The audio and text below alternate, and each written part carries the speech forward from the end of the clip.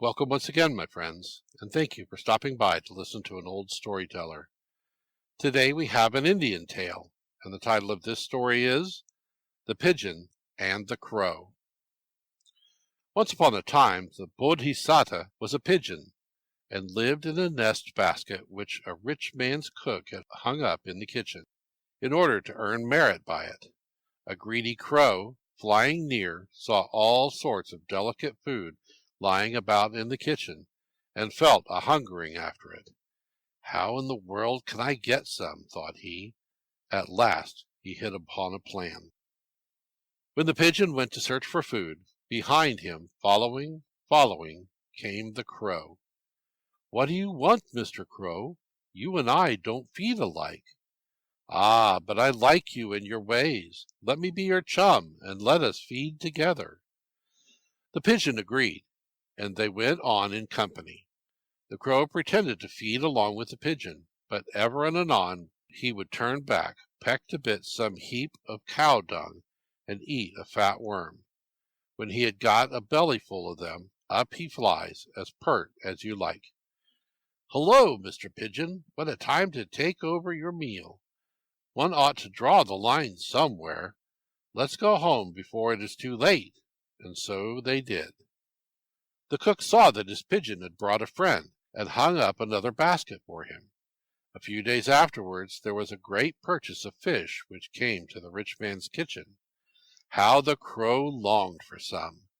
So there he lay from early morn, groaning and making a great noise. Says the pigeon to the crow, "Come, Sir Crow, and get your breakfast." Oh dear, I have such a fit of indigestion," says he. "Nonsense! Crows never have indigestion," said the pigeon. "If you eat a lamp wick, that stays in your stomach a little while, but anything else is digested in a trice, as soon as you eat it. Now do what I tell you. Don't behave in this way, just for seeing a little fish."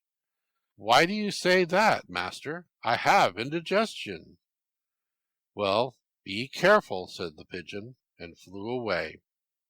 The cook prepared all the dishes, and then stood at the kitchen door, wiping the sweat off his body.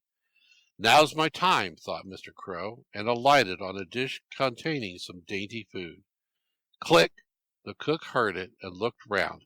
Ah!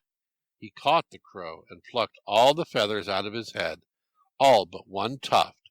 He powdered ginger and cumin, mixed it up with buttermilk, and rubbed it well all over the bird's body.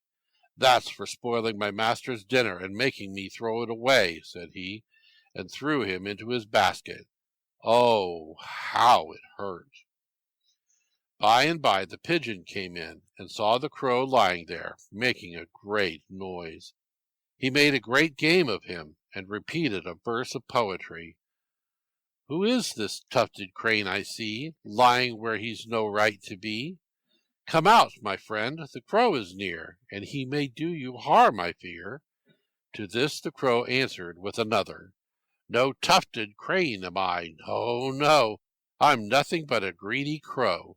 I would not do as I was told, so now I'm plucked, as you behold." And the pigeon rejoined with a third verse. "You'll come to grief again, I know, it is your nature to do so. If people make a dish of meat, 'tis not for little birds to eat."